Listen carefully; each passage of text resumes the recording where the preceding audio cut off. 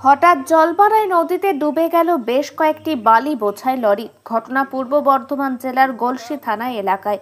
জানা গেছে, লাগাতার বৃষ্টির কারণে দামোদর নদীর জল বাড়তে শুরু করেছে।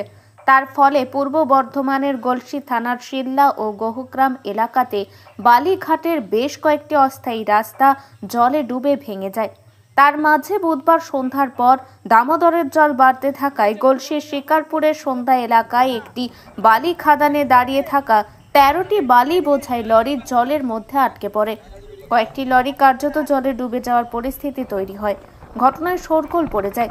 বৃহস্পতিবার সকালে ৩টি লরিকে জল থেকে ক্রেনের সাহায্যে টেনে তুলে আনতে সক্ষম হলেও এখনও বাকি লরিগুলিকে নদী থেকে বের করে আনা যায়নি বলে স্থানীয় সূত্রে জানতে পারা গেছে। স্বাভাবিকভাবেই প্রশাসনের নির্দেশ ও সতর্কতা উপেক্ষা করে কিভাবে এই বর্ষায় নদীতে বালি তোলার কাজ চলছিল সেই নিয়ে উঠেছে প্রশ্ন।